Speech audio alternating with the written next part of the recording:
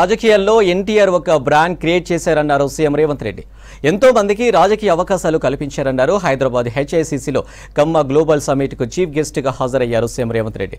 దేశానికి సంకీర్ణ రాజకీయాలను ఎన్టీఆర్ నేర్పించారన్నారు. కమ్మల కష్టానికి గుర్తింపు, అవకాశాలు ఉంటాయన్నారు. మట్టి నుంచి బంగారాన్ని తీయగలిగే శక్తి కమ్మవారికి ఉందన్నారు. 10 మందిని ఆదుకునే గుణం కమ్మవారికి ఉంటుందన్నారు సీఎం రేవంత్ రెడ్డి.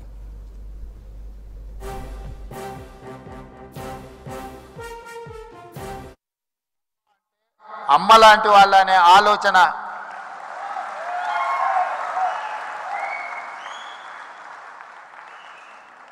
అమ్మ అంటే ఆకలి మీద వచ్చిన ఏ కొడుకునైనా ఎవరినైనా కడుపు చూస్తుంది, ఆకలితో ఉన్నాడేమో ఏమైనా పెడదాము అని.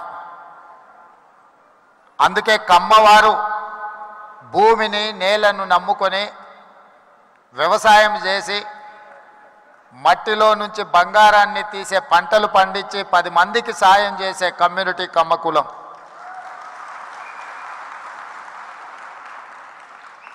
అందుకే ఒక సినిమాలో కొండ మీద అమ్మోరు కొండ కింద కమ్మోరు అని అన్నారు.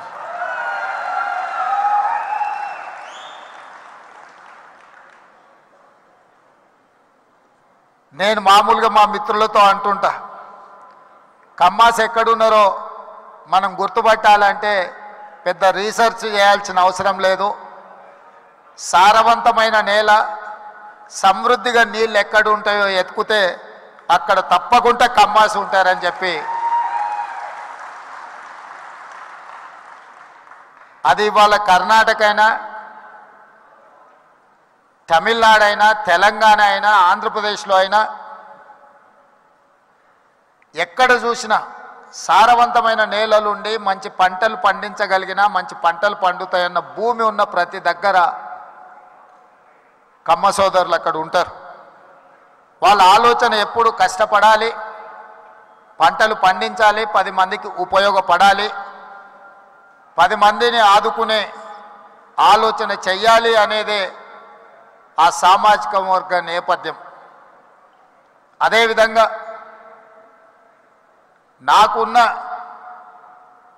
సంబంధాలు కానీ, లేకపోతే నాకున్న సన్నిహిత సంబంధాల గురించి నేను పెద్దగా చెప్పాల్సిన అవసరం లేదు. ఎందుకంటే నేను ఎక్కడున్నా నన్ను ఎట్లా అభిమానిస్తారో మిత్రుడు ఎర్పతినేని శ్రీనివాసరావు గారు ఈ వేదిక మీద నుంచి మాట్లాడిన దాన్ని బట్టి,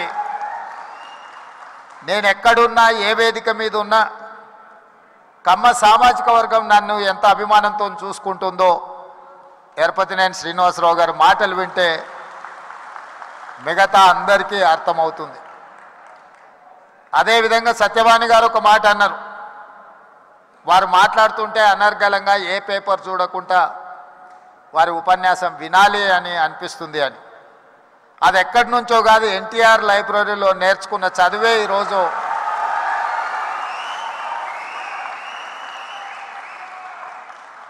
ఎన్టీఆర్ లైబ్రరీలో మేము చదువుకున్న చదువు ఇవాళ జీవితంలో ఉన్నత స్థానాలకు రావడానికి ఉపయోగపడ్డదని నేను గట్టిగా అందరి ముందు చెప్పడానికి ఏమాత్రం జంకను.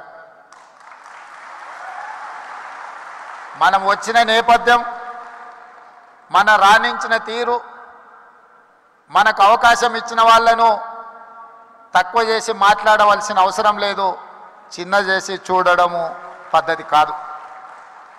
అదేవిధంగా కమ్యూనిటీకి సంబంధించిన గొప్ప గొప్ప వ్యక్తుల గురించి, చరిత్ర గురించి మా మిత్రులు చాలామంది చెప్పారు. మిత్రుడు కుసుమ్ కుమార్ గారు ఎన్టీఆర్ కంటే ముందు 52 మంది కమ్మ సామాజిక వర్గం ఎమ్మెల్యేలు ఉండేవాళ్ళు అని అన్నారు. కానీ ఎన్టీఆర్ వచ్చిన తర్వాత ఎన్టీఆర్ ఒక బ్రాండ్ క్రియేట్ చేసింది. NTR is brand. NTR is brand for politics. NTR is brand for leadership. వారు ఇచ్చిన అవకాశాలతోని ఆ రాష్ట్రమైనా, ఈ రాష్ట్రమైనా, ఏ రాజకీయ పార్టీ అయినా ఈరోజు నాయకులు ఉన్నారు అని అంటే ఎన్టీఆర్ గారు ఆనాడు ఇచ్చిన అవకాశాలే. ఇవాళ ఇక్కడ ఆయనను అవమానించేటట్టు మాట్లాడిన వాళ్లకు అవకాశం ఇచ్చింది ఆయన్నే. ఇవాళ ఆయన గౌరవం ఉండాలి, ఆయన పేరును స్మరించుకోవాలని చెప్పేవాళ్ళు కూడా ఆయన ఇచ్చిన నాయకత్వంతో వచ్చిన వాళ్ళే. అది ఎన్టీఆర్ లోపము, ఎన్టీఆర్ తప్పు కాదు. ఎన్టీఆర్ అందరికీ అవకాశం ఇచ్చిండు. అవకాశం వచ్చిన వాళ్ళు ఒక్కొక్కరు ఒక్కొక్క రకంగా ఉండొచ్చు, అది వాళ్ళ వాళ్ళ యొక్క విజ్ఞత. అదేవిధంగా ఎన్జి రంగా, అదేవిధంగా వెంకయ్య నాయుడు. ఈనాడు చంద్రబాబు నాయుడు గారి గురించి నేను చెప్పాల్సిన అవసరం లేదు.